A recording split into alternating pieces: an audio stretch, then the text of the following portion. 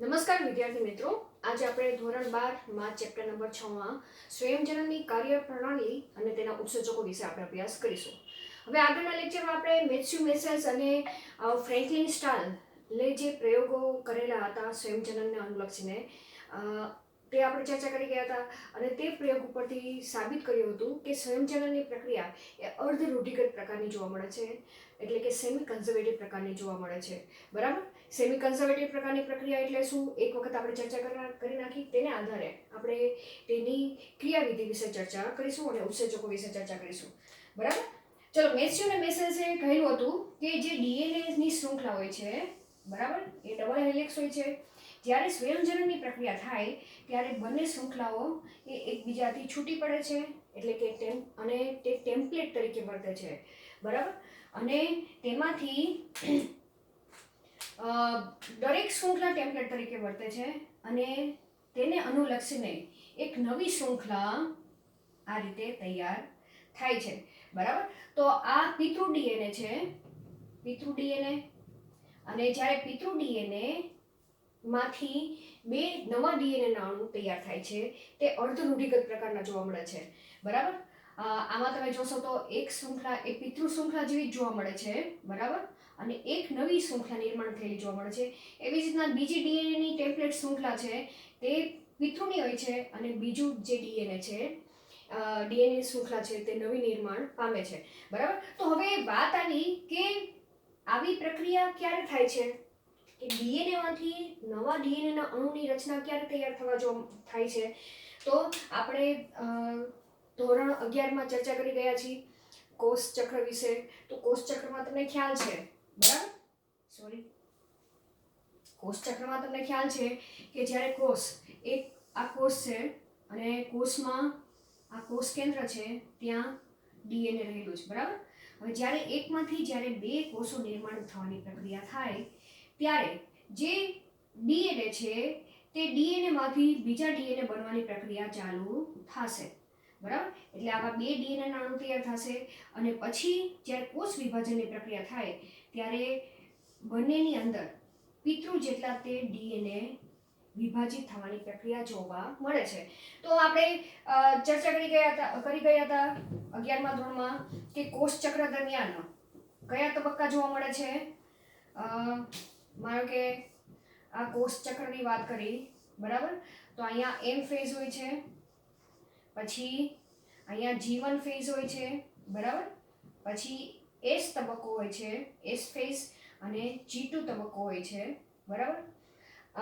આ તબક્કા દરમિયાન અહીંયા જે આ S તબક્કો છે, બરાબર, એ S તબક્કાની અંદર ડીએનએના સ્વયંજનનની પ્રક્રિયા જોવા મળે છે. એ તો તમને ખ્યાલ જ છે. બરાબર. અને અહીંયા S તબક્કા દરમિયાન ડીએનએ બેવડાય છે અને જ્યાં અર્ધ રૂઢિગત પ્રકારના સ્વયંજનનની પ્રક્રિયા જોવા મળે છે. જો સરખા પ્રમાણમાં આ પિતૃ કોષ છે તેની અંદર જે ડીએનએ છે એટલું જ ડીએનએ ડબલ થવું જરૂરી છે. શા માટે? કારણ કે દરેક જે દૈહિક કોષો છે એ દૈહિક કોષોમાં રંગસૂત્રની સંખ્યા કેવી હોય છે? સરખી હોય છે. તો દરેક દૈહિક કોષ જ્યારે કોષ વિભાજનની પ્રક્રિયા કરે ત્યારે એમાંથી જે નવા કોષો તૈયાર થાય છે તેની અંદર પિતૃ જેટલા જ ડીએનએ હોવા જરૂરી છે. તો પિતૃમાં જેટલું ડીએનએ છે એટલું જ ડબલ થશે ત્યારે જ્યારે કોષ વિભાજનની પ્રક્રિયા થાય ત્યારે બંને કોષોની અંદર સરખા પ્રમાણમાં રંગસૂત્ર કે ડીએનએ દાખલ થતા જોવા મળે છે. તો અહીંયા આપણે શા માટે સ્વયંજનનની પ્રક્રિયા જરૂરી છે એ પણ ચર્ચા કરી ગયા. ક્યારે સ્વયંજનનની પ્રક્રિયા થાય છે? તો કોષ ચક્રના S તબક્કા દરમિયાન સ્વયંજનનની પ્રક્રિયા જોવા મળે છે. હવે આપણે એક વધારાની ચર્ચા કરી નાખી કે અહીંયા સ્વયંજનનની પ્રક્રિયા થાય છે, બરાબર, એટલે કે તેના જેવા બે ડીએનએ બને છે, બરાબર, અને જ્યારે કોષ રસ વિભાજન, આપણને જુદા જુદા તબક્કા ખબર છે કે પહેલા તો આંતરાવસ્થા હોય. આ તબક્કો કયો છે? અહીંયાથી અહીંયા સુધીનો કયો તબક્કો કહેવાશે? ચલો યાદ કરો. આંતરાવસ્થાનો તબક્કો કહેવાશે, બરાબર. આંતરાવસ્થાના તબક્કા દરમિયાન G1 S G2 તબક્કો ચાલુ થાય છે. S તબક્કા દરમિયાન ડીએનએ સ્વયંજનન થાય છે. પછી M તબક્કા દરમિયાન પૂર્વાવસ્થા, ભાજનાવસ્થા, ભાજનોત્તર અવસ્થા અને અંત્યાવસ્થા, બરાબર. અને છેલ્લે કોષરસ વિભાજનની પ્રક્રિયા થાય છે અને એ કોષરસ વિભાજનની પ્રક્રિયા થશે ને તરત જ તેમાંથી 2 કોષો છૂટા પડશે. તો હવે ઘણી વખત પરિસ્થિતિ એવી થાય છે કે કોષ કેન્દ્રનું વિભાજન થાય છે, બરાબર, એટલે કે ભાજનોત્તર અવસ્થા સુધી પ્રક્રિયા થાય છે, પણ છેલ્લે જે કોષરસ વિભાજનની પ્રક્રિયા છે એ કોષ રસ વિભાજનની પ્રક્રિયા થતી નથી. જેને કારણે શું થાય છે કે જ્યારે એકમાંથી 2 કોષો બનવાની પ્રક્રિયા થાય ત્યારે ડીએનએ છે એ ડીએનએ એક જ કોષની અંદર વધુ માત્રામાં દાખલ થઈ જાય છે, એટલે કે પોલીપ્લોઇડી, બરાબર. આ અવસ્થાને આપણે શું કહેવામાં આવે છે? પોલીપ્લોઇડી જેવી અવસ્થા સર્જાય છે. પોલીપ્લોઇડી અવસ્થા સર્જાય છે. ક્યારે સર્જાય છે? જ્યારે કોષ રસ વિભાજન ન થાય ત્યારે, કોષ વિભાજનના તબક્કા દરમિયાન ત્યારે પોલીપ્લોઇડી. હવે પોલીપ્લોઇડી શું છે આપણે આગળના ચેપ્ટરમાં ચર્ચા કરી રહ્યા છીએ. ખાસ કરીને કેવી અવસ્થા છે કે કોષની અંદર જે રંગસૂત્ર છે એ રંગસૂત્રની જેટલી સંખ્યા હોય એના કરતાં ડબલ રંગસૂત્રની સંખ્યાઓ આવી જાય, બરાબર. તો ખાસ એવી પરિસ્થિતિ જેમ કે 3n, આપણે જનરલી કોષની અંદર કેટલી સંખ્યા રંગસૂત્ર હોય છે? 2n હોય છે, પણ 2n ની જગ્યાએ 3n થઈ જાય, 4n થઈ જાય કોષની અંદર, તો એને શેના તરીકે ઓળખવામાં આવે છે? પોલીપ્લોઇડી તરીકે ઓળખવામાં આવે છે. અને ખાસ કરીને આવી પરિસ્થિતિ એ મનુષ્યના કોષોમાં કે સજીવના કોષોમાં, ખાસ મનુષ્યના કોષોમાં તો આ પરિસ્થિતિ જોવા મળતી જ નથી. વનસ્પતિઓમાં મોટે ભાગે શેમાં જોવા મળે છે? વનસ્પતિઓમાં પોલીપ્લોઇડી જેવી પરિસ્થિતિ સર્જાવાની શક્યતા હોઈ શકે છે, બરાબર. તો અહીંયા આપણે આ જનરલ ચર્ચા વિશે આપણે ચર્ચા કરી રહ્યા છીએ, બરાબર. હવે આપણે સ્વયંજનનની કાર્યપ્રણાલી વિશે આપણે ચર્ચા કરવા જઈએ, બરાબર. તો કાર્યપ્રણાલીમાં આપણે શું જોવાનું છે તેના વિશે એક નજર ફેરવી દઈએ કે સૌથી પહેલા તો સ્વયંજનનની જે ક્રિયા છે એ સ્વયંજનનની ક્રિયા માટે, હવે એ સ્વયંજનન આપણે બધાની વાત કરી છે, બરાબર, કે જે સુકોષ કેન્દ્રી કોષ ધરાવતા હોય, સુકોષ કેન્દ્રી કોષો હોય કે આદિકોષ કેન્દ્રી કોષો, બરાબર, આદિકોષ કેન્દ્રી કોષો, બરાબર. હવે તમને ખબર જ છે આદિકોષ કેન્દ્રી કોષો એટલે કેવા કોષો કે એક કોષી કોષો કે જેની અંદર કોષ કેન્દ્ર પટલ હાજર નથી. સુકોષ કેન્દ્રી કોષો એટલે કે જેની અંદર જનીન દ્રવ્ય છે પણ જનીન દ્રવ્ય એ કોષ કેન્દ્ર પટલ વડે આવૃત છે તેવા કોષો, બરાબર. તો અહીંયા જોવા જઈએ તો આ બંનેમાં જે સ્વયંજનનની પ્રક્રિયા માટે, સ્વયંજનનની ક્રિયા માટે ઉત્સેચકોના સમૂહની જરૂર પડે છે. કેવા? ઉત્સેચકોના સમૂહની જરૂર પડે છે, બરાબર. તો આ ખાસ યાદ રાખજો કે એક જ ઉત્સેચકને ઉત્સેચકોના સમૂહની આવશ્યકતા પડે છે, બરાબર. અને એ ઉત્સેચકોના સમૂહ તરીકે એમાંનો જે એક ઉત્સેચક છે એ ડીએનએ આધારિત ડીએનએ પોલિમરેઝ ઉત્સેચક, એક સક્ષમ ઉત્સેચક તરીકે વર્તે છે, બરાબર. તો આપણે આ પહેલા એક ઉત્સેચક વિશે વાત કરી છે, ડીએનએ પોલિમરેઝ, બરાબર, કે ડીએનએ પોલિમરેઝ સિવાય આ સ્વયંજનનની પ્રક્રિયા એ પરિપૂર્ણ થતી નથી અને મુખ્ય આધાર એ ડીએનએ પોલિમરેઝ ઉપર જોવા મળે છે.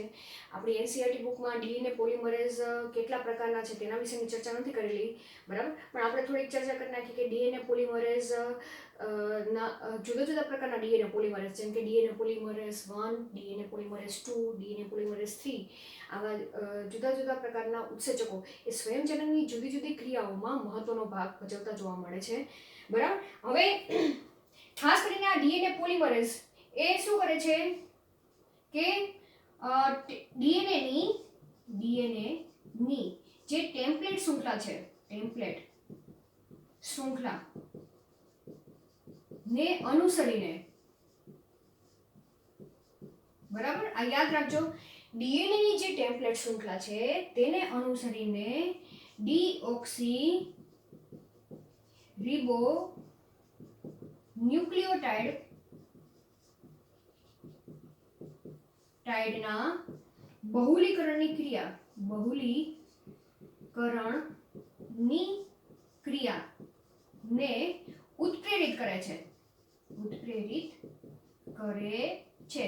આ ઇમ્પોર્ટન્ટ ખાસ યાદ રાખવાનું છે કે ડીએનએ પોલિમરેઝ કયું કાર્ય કરે છે?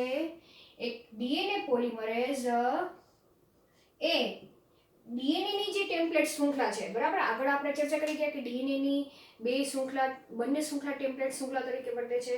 અને માનો કે અહીંયા હું તમને ડ્રો કરું છું, બરાબર, આ ડીએનએ ની શૃંખલા છે, બરાબર, આ જ્યારે છૂટી પડે ત્યારે આ બંને શૃંખલા છૂટી પડી, બરાબર. તો હવે અહીંયા જે પ્રકારના ન્યુક્લિયોટાઇડ આવેલા છે, બરાબર, અહીંયા જે પ્રકારના ન્યુક્લિયોટાઇડ આવેલા છે, માનો કે અહીંયા એ આવેલો છે, તો એને અનુસરીને ટી ન્યુક્લિયોટાઇડ અહીંયા એડ કરશે. અહીંયા જી આવેલો છે તો એને અનુસરીને સી ન્યુક્લિયોટાઇડ અહીંયા એડ થશે અને પછી તેમની વચ્ચે હાઇડ્રોજન બંધ તૈયાર થતું જશે અને આ રીતે નવી શૃંખલા તૈયાર થાય છે. તો શું કહે છે? નવા ડીઓક્સીરિબોન્યુક્લિયોટાઇડ, આ કયા છે? ડીઓક્સીરિબોન્યુક્લિયોટાઇડ છે જેની અંદર પેન્ટોસ શર્કરા તરીકે ડીઓક્સીરિબોઝ આવેલી છે, એટલે આપણે ડીઓક્સીરિબોઝ ન્યુક્લિયોટાઇડ કીધા છે, બરાબર. તેનું બહુલીકરણ એટલે કે અહીંયા તેનું શું થાય છે? પોલિમરાઇઝેશન. ઇંગ્લિશમાં શું કહેવાય છે? પોલિમરાઇઝેશન. એટલે નવા અહીંયા આ શૃંખલાને અનુસરીને નવા ડીઓક્સીરિબોન્યુક્લિયોટાઇડનું બહુલીકરણની પ્રક્રિયા થાય છે અને તેને આધારે નવી શૃંખલાના નિર્માણની પ્રક્રિયા જોવા મળે છે, બરાબર. તો આ એક આપણે ચર્ચા કરી ગયા, બરાબર. બીજું શું કાર્ય કરે છે કે આ બહુલીકરણની પ્રક્રિયા શું કહે છે? આ બહુલીકરણની પ્રક્રિયા ચોકસાઈથી ઉત્પ્રેરિત કરે છે. આ બીજો પોઈન્ટ યાદ રાખજો. શું કે છે? ચોકસાઈથી. ચોકસાઈનો મતલબ શું? કે જો ડીએનએ ની ટેમ્પલેટ શૃંખલામાં એડેનિન છે તો તેની સામે થાઇમિન વાળા જ ન્યુક્લિયોટાઇડને ત્યાં એડ કરશે, બરાબર. એ તો તમને ખબર છે. એની સામે ટી જોડાય ડબલ બોન્ડથી, જીની સામે હંમેશા સાઇટોસિન જ જોડાશે, બરાબર. એવી જ ના સી હોય તો સીની સામે ગ્વાનિન જોડાશે, ટીની સામે એડેનિન જોડાશે. તો આ પ્રક્રિયા ડીએનએ પોલિમરેઝ શું કરે છે? ચોકસાઈથી કરે છે, જેને કારણે કોઈ ભૂલ થવાની શક્યતા રહે નહીં, બરાબર. તો અહીંયા આપણે બીજો આ બે પોઈન્ટ તમને જો ડીએનએ પોલિમરેઝ ટૂંકનોમ તરીકે પણ તમને પૂછે તો તમારે શરૂઆત અહીંયાથી કરવાની, બરાબર. ડીએનએ પોલિમરેઝ એટલે જ અહીંયા મેં તમને સ્પેશિયલ પોઈન્ટ વાઇઝ તૈયાર કરેલું છે, બરાબર. હવે તેના સિવાય બીજું એક મહત્વની આપણે વાત કરવા જઈએ. આ બે પોઈન્ટ તો કીધા, આ બીજો પોઈન્ટ, આ પહેલો પોઈન્ટ. આપણે હવે ત્રીજા પોઈન્ટ વિશે વાત કરી કે આ ઉત્સેચક એ સ્વયંજનનની ક્રિયા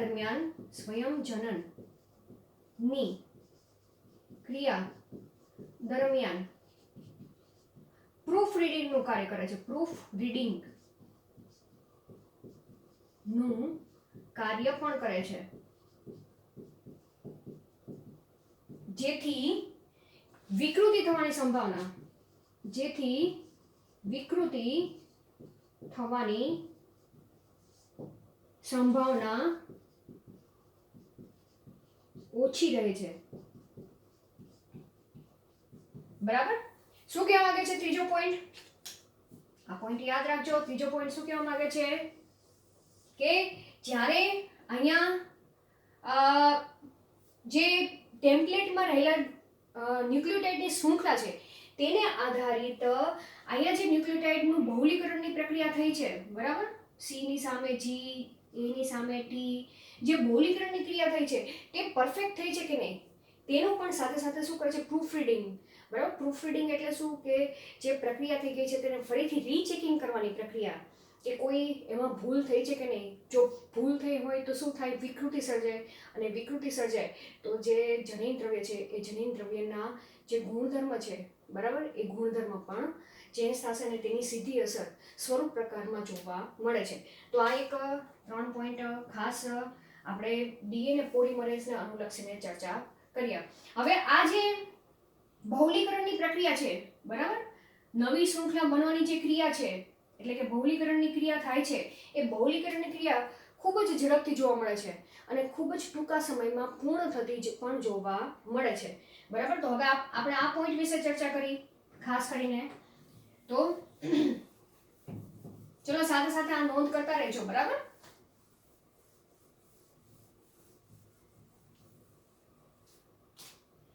આપણે આના વિશે ચર્ચા કરી છે. બરાબર, કે આ ક્રિયા ખૂબ જ ઓછા સમયમાં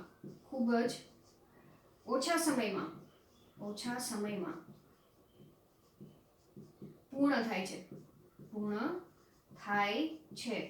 બરાબર, કઈ પ્રક્રિયા કે ડીએનએ ની ટેમ્પલેટ શૃંખલાને અનુસરીને જે બહુલીકરણની પ્રક્રિયા થાય છે, પોલિમરાઇઝેશનની પ્રક્રિયા નવી શૃંખલાની, તે ક્રિયા ખૂબ જ ઝડપથી જોવા મળે છે. હવે એને આધારે આપણે ચર્ચા કરી કે ઈકોલાઈમાં બરાબર કઈ પ્રક્રિયા બહુલીકરણની ક્રિયા. ઈકોલાઈમાં ન્યુક્લિયોટાઇડની શૃંખલા કેટલી આવેલી છે? ઈકોલાઈમાં જોવા જાય તો 4.6 × 10⁹ બેઝ પેર આવેલા છે. બરાબર, હવે તેનું બહુલીકરણની પ્રક્રિયા, તેના સ્વયંજનનની ક્રિયા 18 મિનિટમાં પૂર્ણ થાય છે. 18 મિનિટ્સમાં પૂર્ણ થાય છે. બરાબર, હવે અહીંયા યાદ રાખજો કે આપણે આગળ પણ ચર્ચા કરી ગયા કે ઈકોલાઈનો કોષ વિભાજનનો સમયગાળો 20 મિનિટનો જોવા મળે છે. બરાબર, એટલે કે 20 મિનિટમાં એક કોષમાંથી 2 ઈકોલાઈ નિર્માણની પ્રક્રિયા જોવા મળે છે. તો અહીંયા જે કોષ ચક્રનો જે એસ તબક્કો છે, એસ તબક્કો ક્યારે પૂર્ણ થઈ જશે? 18 મિનિટમાં એસ તબક્કો પૂર્ણ થાય છે. એટલે કે 18 મિનિટમાં જ તે ઈકોલાઈની અંદર આટલું ડીએનએ આવેલું છે, આટલા બેઝ પેર ધરાવતું ડીએનએ આવેલું છે. કેટલું? 4.6 × 10⁹ બેઝ પેર ધરાવતું ડીએનએ છે. તેની સ્વયંજનનની ક્રિયા એટલે કે બહુલીકરણની પ્રક્રિયા 18 મિનિટમાં જ પૂર્ણ થાય છે.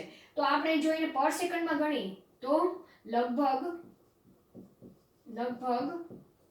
કેટલા? 2000 બેઝ પેર પર સેકન્ડમાં બહુલીકરણની પ્રક્રિયા થાય છે. બરાબર, હવે વિચાર કરો કે 1 સેકન્ડની અંદર, બરાબર, 1 સેકન્ડની અંદર જે ઈકોલાઈનું ડીએનએ છે, ટેમ્પલેટ શૃંખલા છે, તેમાં અનુલક્ષીને 2000 જેટલા ન્યુક્લિયોટાઇડ, ડીઓક્સીરિબોન્યુક્લિયોટાઇડના એડ થવાની પ્રક્રિયા એટલે કે બહુલીકરણની પ્રક્રિયા જોવા મળે છે. એક જ સેકન્ડમાં એક સાથે ઘણા બધા લગભગ 2000 જેટલા ન્યુક્લિયોટાઇડ એડ થશે અને બહુલીકરણ થશે. બરાબર, તો આ આંકડો તમારે યાદ રાખવાનો છે. તો હવે એની સરખામણીમાં તમે આપણું જે મનુષ્યનું જે ઈકોલાઈ છે, મનુષ્યમાં કેટલું આવેલું છે ડીએનએ?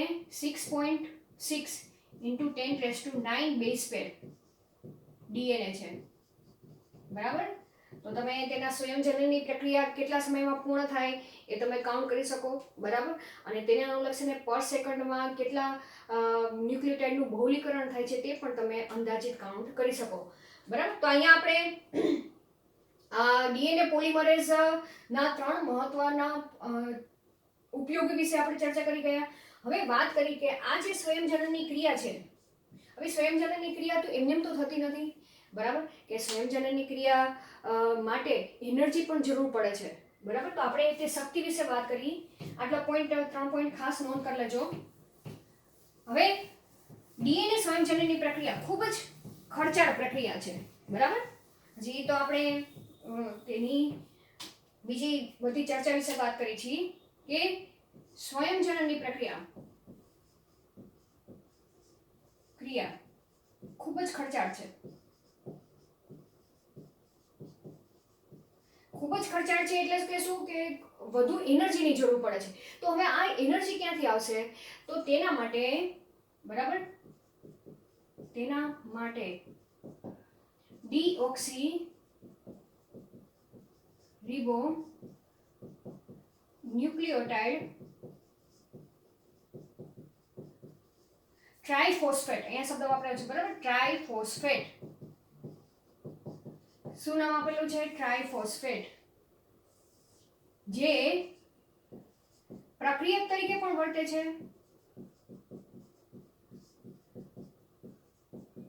બરાબર. ક્યારે સેવા પ્રક્રિયક તરીકે વર્તે છે? ડીએનએ ના સ્વયંજનનની જ્યારે બહુલીકરણની પ્રક્રિયામાં પ્રક્રિયક તરીકે વર્તે છે. બરાબર.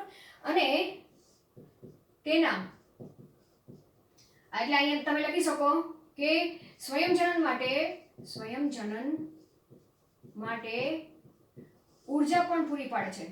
ઊર્જા પણ પૂરી પાડે છે. બરાબર. એક તો ડીઓક્સી રિબોન્યુક્લિયોટાઇડ, એ તો તમને ખબર જ છે કે તે પ્રક્રિયક તરીકે વર્તે છે. અને તેના સિવાય તે ઊર્જા પણ પૂરી પાડે છે. ક્યાંથી ઊર્જા પૂરી પાડે છે? તો તેના જે માનો કે આ તમને એક અહીંયા ઉદાહરણ આપું, આ પ્યુરિનમાં એક જ રિંગ આવેલી છે. માનો કે હું આ એડેનિન કરેલી છે. બરાબર. એડેનિન આ ડીઓક્સીરિબોન્યુક્લિયોટાઇડ, એડિનોસાઇન ડીઓક્સીરિબોન્યુક્લિયોટાઇડ મેં ડ્રો કરેલો છે.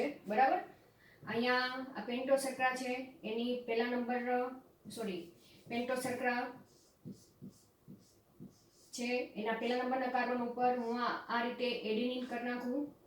બરાબર. આ નાઇટ્રોજન બેઝ છે. હવે અહીંયા 5મા નંબરના કાર્બન ઉપર પહેલો ફોસ્ફેટ, બીજો ફોસ્ફેટ, આ ત્રીજો ફોસ્ફેટ. આ મેં શું કર્યું છે? એડિનોસાઇન ટ્રાયફોસ્ફેટ, ડીઓક્સીરિબો એડિનોસાઇન ટ્રાયફોસ્ફેટ કરેલું છે. બરાબર. હવે એના જે ટર્મિનલના 2 ફોસ્ફેટ છે, એ 2 ફોસ્ફેટ એમાંથી દૂર થશે અને એમાંથી ઊર્જા મુક્ત થશે. અને તે ઊર્જા મુક્ત થશે તેની મદદથી આ ડીઓક્સીરિબોન્યુક્લિયોટાઇડ છે એ પોતે પ્રક્રિયક તરીકે વર્તશે. ખ્યાલ આવી ગયો? તો અહીંયા આપણે એવું લખી શકીએ કે તેના 2 ટર્મિનલના ફોસ્ફેટ, તેના 2 ટર્મિનલ પર આવેલ 2 ફોસ્ફેટ તેમાંથી દૂર થાય છે અને ઊર્જા મુક્ત થાય છે. ખ્યાલ આવી ગયો? તો આ રીતે દરેક ડીઓક્સીરિબોન્યુક્લિયોટાઇડ ટ્રાયફોસ્ફેટ છે. બરાબર. એડેનિન ધરાવતો, ગ્વાનિન ધરાવતો, સાઇટોસિન ધરાવતો કે થાઇમિન ધરાવતો, એ બધા ડીઓક્સીરિબોન્યુક્લિયોટાઇડ ટ્રાયફોસ્ફેટ માંથી તેના 2 છેલ્લા ફોસ્ફેટ તેમાંથી દૂર થશે અને જે ઊર્જા મુક્ત થશે તેની મદદથી તે ડીઓક્સીરિબોન્યુક્લિયોટાઇડનું પોતે ત્યારબાદ પ્રક્રિયક તરીકે વર્તશે અને સ્વયંજનનની પ્રક્રિયામાં તેનું બહુલીકરણની પ્રક્રિયા થાય છે. ખ્યાલ આવી ગયો અહીંયા? તો હવે આપણે આગળ ચર્ચા કરી કે જે ડીએનએ પોલિમરેઝ, ડીએનએ આવેલ ચોક્કસ ન્યુક્લિયોટાઇડના સ્થાને આવેલા જોવા મળે છે. તો અહીંયા વાત કરી કે જે ડીએનએ પોલિમરેઝ છે. બરાબર. ડીએનએ પોલિમરેઝ એ પોતે ડીએનએ માં કોઈ પણ જગ્યાએ જોઈન્ટ નહીં થઈ શકે, એટલે કે કોઈ પણ જગ્યાએ સ્વયંજનનની પ્રક્રિયા ચાલુ નહીં કરી શકે. તેની માટે ડીએનએ પર ચોક્કસ ન્યુક્લિયોટાઇડની શૃંખલા આવેલી હોય છે. બરાબર. જેને ઓરિજિન ઓફ રેપ્લિકેશન તરીકે ઓળખવામાં આવે છે. ત્યાં જ જઈને તે જોડાશે અને પછી સ્વયંજનનની પ્રક્રિયા ચાલુ કરી શકે છે. તો આપણે કહી શકીએ કે ડીએનએ પોલિમરેઝ એ ડીએનએ પર આવેલ ચોક્કસ ન્યુક્લિયોટાઇડ શૃંખલા પર જ જોડાય છે. બરાબર. અને સ્વયંજનનની પ્રક્રિયા ચાલુ કરે છે. સ્વયંજનનની ક્રિયા ચાલુ કરે છે. આ સ્થાનને શું કહેવામાં આવે છે? સ્વયંજનન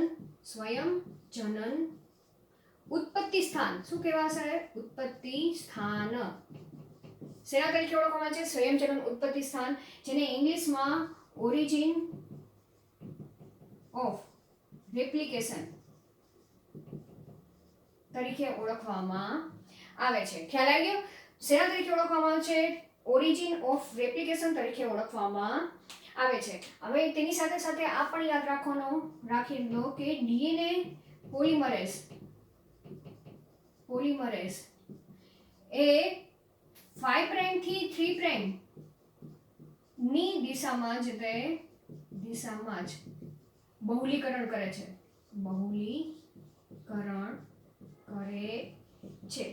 ખ્યાલ આવી ગયો? આ પોઈન્ટ ખાસ યાદ રાખવાનો છે કે ડીએનએ પોલિમરેઝ કઈ દિશાથી પોલિમરાઇઝેશનની એટલે કે બહુલીકરણની પ્રક્રિયા કરે છે? માત્ર 5 પ્રાઇમ થી 3 પ્રાઇમની દિશામાં જ બહુલીકરણની પ્રક્રિયા કરે છે. બરાબર? તો હવે આપણે તેની કાર્યપ્રણાલી વિશે આપણે ચર્ચા કરી નાખી કે કઈ રીતે બહુલીકરણની પ્રક્રિયા કરે છે. બરાબર? ચલો હવે અહીંયા મેં તમને ડીએનએ ની શૃંખલા દર્શાવેલી છે. ડીએનએ સ્વયંજનનની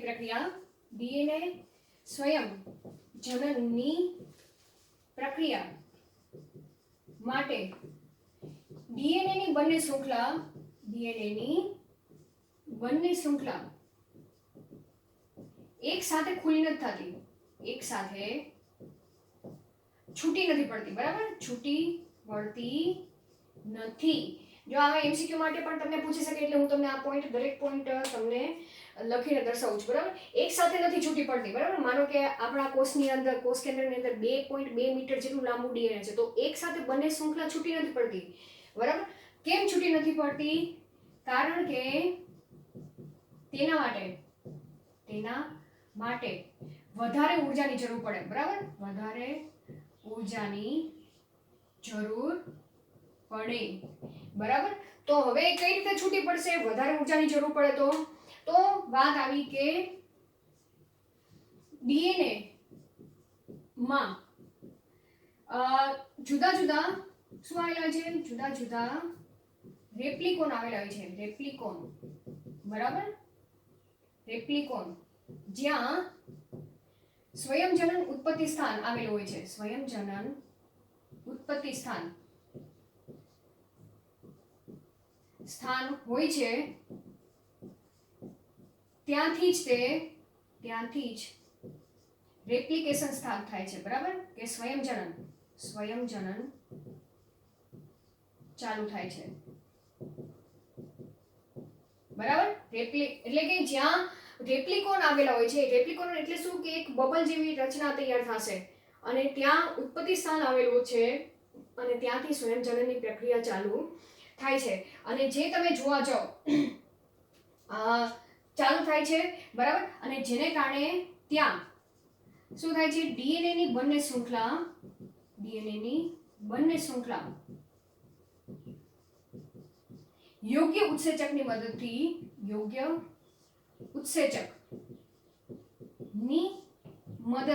કેવું થાય છે? છૂટી પડે છે. હવે અહીંયા તમને એનસીઈઆરટી બુકમાં યોગ્ય ઉત્સેચકનું નામ નથી આપેલું, પણ કઈ ઉત્સેચક આવશે કૌંસમાં તમે લખી નાખો, હેલિકેસ ઉત્સેચક. બરાબર? અને ગાયરેસ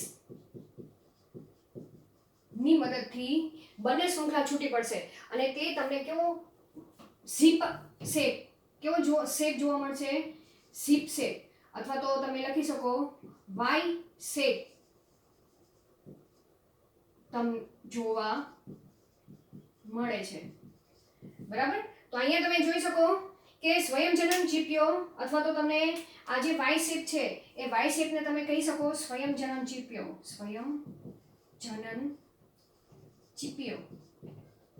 જોવા મળે છે.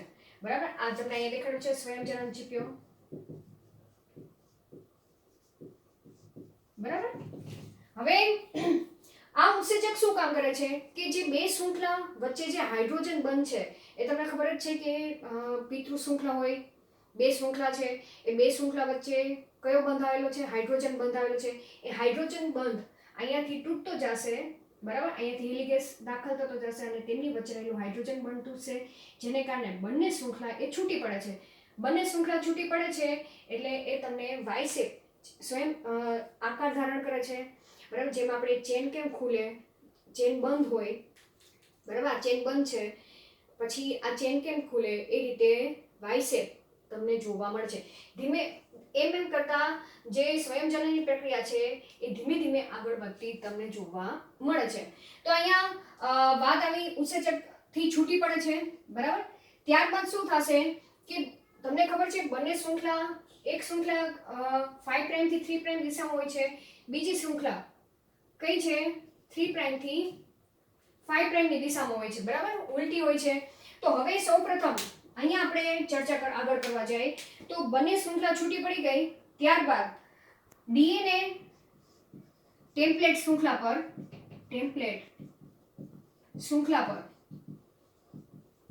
અહીંયા મેં તમને ટેમ્પલેટ શૃંખલા દર્શાવી છે. રેડ કલર શું છે? આ ટેમ્પલેટ છે, આ પણ ટેમ્પલેટ છે.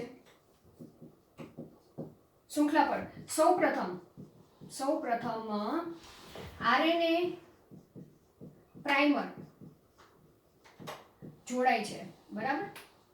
તો જેમ કે અહીંયા હું તમને દર્શાવું, આરએનએ પ્રાઇમર જોડાશે. આ શું છે? પ્રાઇમર છે, પ્રાઇમર. પછી જ ડીએનએ પોલિમરેઝ જોડાય છે અને શું થાય છે? બહુલીકરણ થાય છે. ખ્યાલ આવી ગયો? બીજો પોઈન્ટ ખ્યાલ આવી ગયો કે પહેલા પ્રાઇમર જોડાશે પ્રારંભિક સ્થાને, ત્યારબાદ જ તેની પાસે આ રીતે ડીએનએ પોલિમરેઝ જોડાશે, બરાબર. આ શું છે? DNA polymerase. અને પછી તે તેના બહુલીકરણની પ્રક્રિયા આગળ વધે છે. બહુલીકરણની પ્રક્રિયા હંમેશા કઈ દિશામાં થાય છે? 5 પ્રાઇમ થી 3 પ્રાઇમ દિશામાં, બરાબર. તો અહીંયા તમે આપણે પહેલા એક શૃંખલા વિશે લખી નાખી કે ડીએનએ ની જે 5 પ્રાઇમ જે 3 પ્રાઇમ થી 5 પ્રાઇમ વાળી ટેમ્પલેટ શૃંખલા છે, બરાબર. કઈ દિશા વાળી? 3 પ્રાઇમ થી 5 પ્રાઇમ વાળી, અહીંયાથી, બરાબર. તેની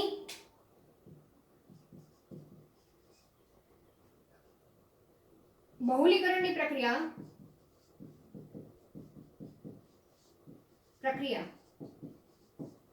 બરાબર. તેની બહુલીકરણની પ્રક્રિયા કઈ દિશામાં થશે? 5 પ્રાઇમ થી 3 પ્રાઇમ ની દિશામાં. કેવી થાય છે? આ કેવી કહેવાશે? સળંગ. દેખાય છે તમને? આ દિશા કઈ છે? સળંગ થાય છે, સળંગ જોવા મળે છે, બરાબર. તો આ શૃંખલાને કેવી શૃંખલા કહેવાશે? અગ્રેસર શૃંખલા. કેવી કહેવાશે? અગ્રેસર શૃંખલા, બરાબર. તો તે શૃંખલાને કેવી કહેવાશે? અગ્રેસર શૃંખલા. અથવા તો ઇંગ્લિશમાં આપણે કહેવું હોય તો કઈ રીતે લખશું? લીડિંગ સ્ટ્રેન્ડ, લીડિંગ ચેઇન, બરાબર, કે શૃંખલા તરીકે ઓળખવામાં આવે છે. આ યાદ રાખજો, બરાબર. અહીંયા તમને દેખાય છે આ સળંગ થાય છે, એટલે કે સળંગ ન્યુક્લિયોટાઇડ અહીંયા એક થતા જશે. માનો કે અહીંયા A હોય તો અહીંયા T થશે, જોડાશે, અહીંયા C હોય તો G જોડાશે, G હોય તો C જોડાશે. તો સળંગ આ પ્રક્રિયા જોવા મળે છે, બહુલીકરણની પ્રક્રિયા. પરંતુ હવે આ બીજી ટેમ્પલેટ શૃંખલાની વાત કરી.